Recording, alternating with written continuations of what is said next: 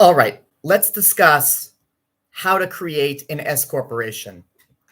In our previous video, we discussed what the S corporation is, what the differences are between the S corporation and the LLC or the sole proprietorship or the PLLC, and what the advantages are with the S corporation over those.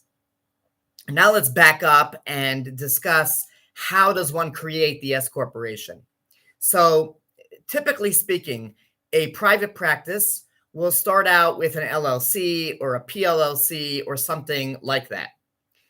Once you have an LLC, then transitioning to an S corporation requires the filing of Form 2553 with the IRS. If you don't have an LLC, it's recommended as a private practice that you have some form of LLC.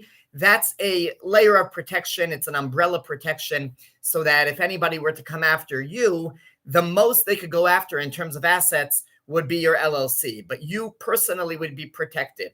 Your car would be protected, your house would be protected, and anything that you own would be protected as well. The most they could do to come after you would be through the LLC.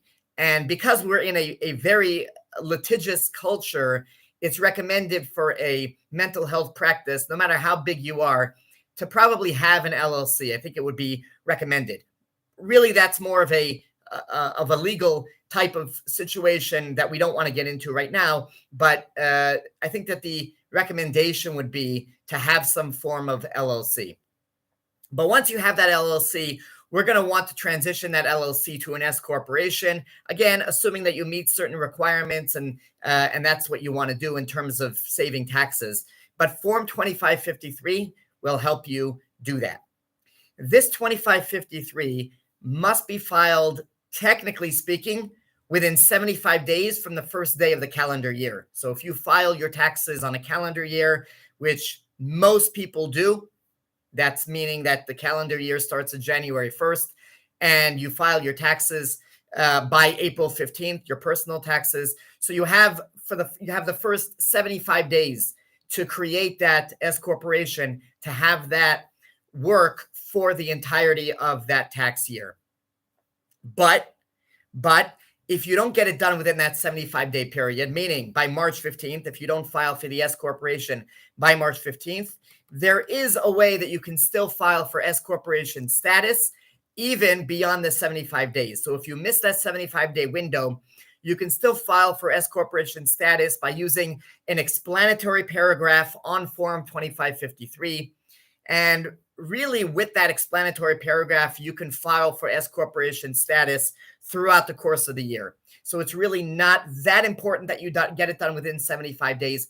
But if you do get it done within 75 days, March 15th of that calendar year, you won't have to use an explanatory paragraph. Once you file for that S corporation status, that 2553, you're going to send it into the IRS. You can expect it to take at least 90 days to get a letter of confirmation from the IRS that you've been accepted as an S corporation and you can now file your tax return and 1120S, which we will get to. These days, because the IRS is so backed up, COVID has really backed up a whole lot of things with the IRS, both in terms of filings and in terms of paperwork and documentation.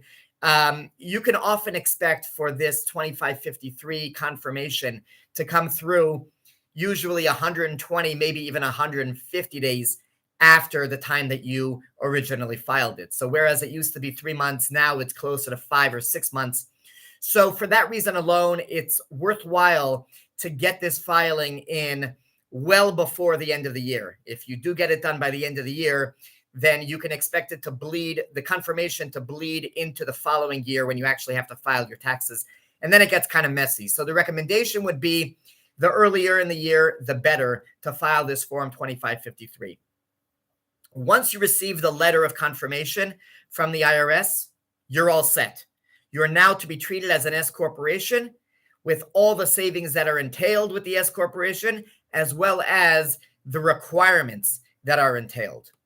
What are those requirements? How does one stay in compliance with the S corporation?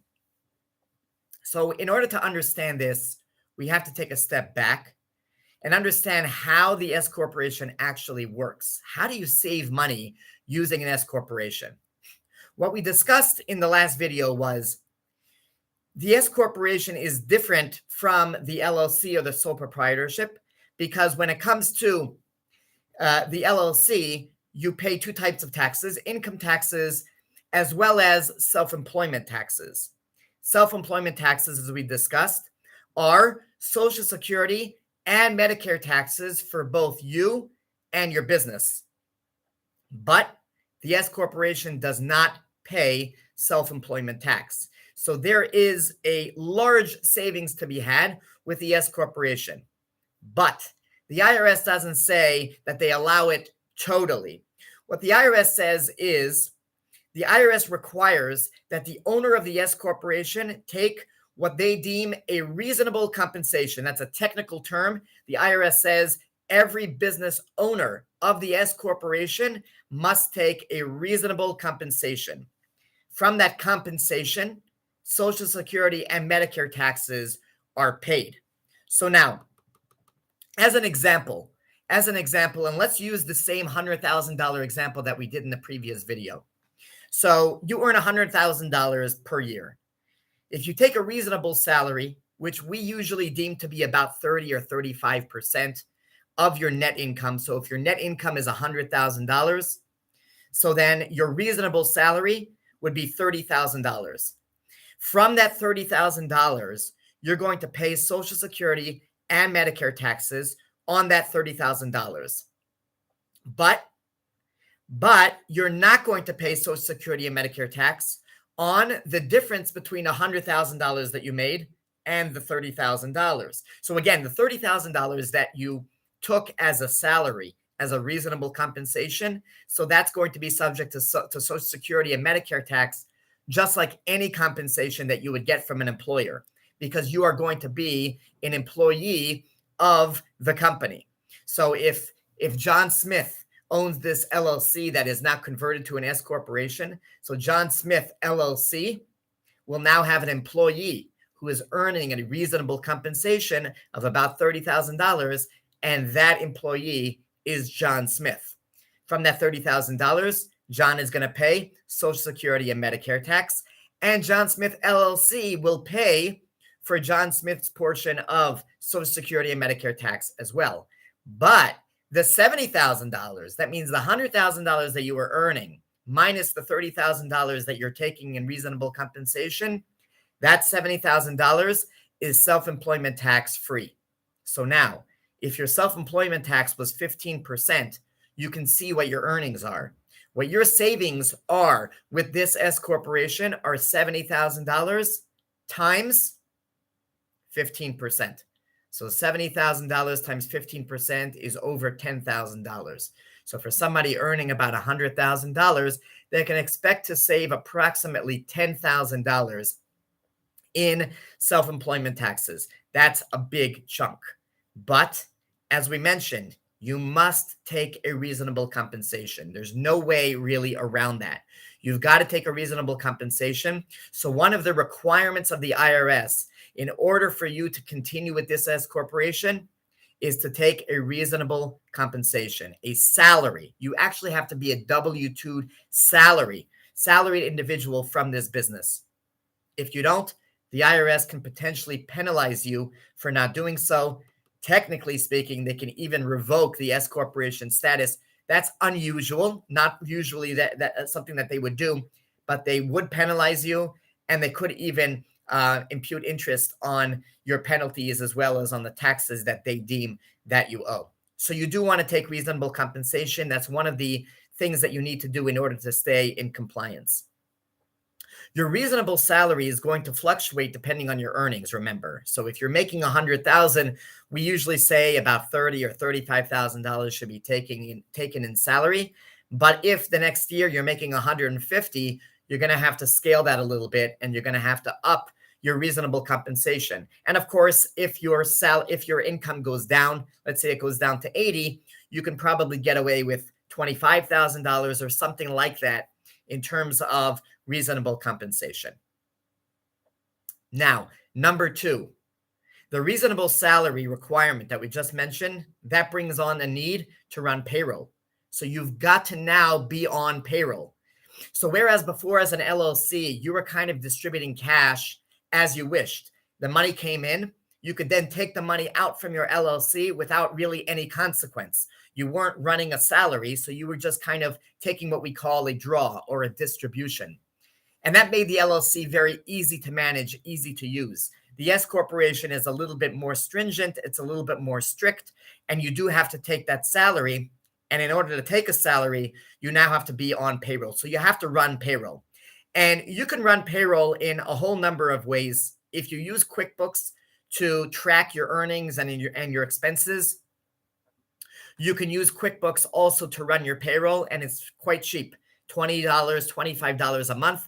And you can run payroll using QuickBooks, and they can also file all the payroll forms that are associated. There are quarterly forms, annual forms, W-2s, 940s, 941s, etc. We're not going to get too bogged down with what those forms are, but QuickBooks will file those for you if you use QuickBooks for your general ledger. If you don't use QuickBooks, or if you don't want to use QuickBooks for payroll, you can also use a very hands-off type of service like ADP or Paychex. These are national services that would be happy to take your business.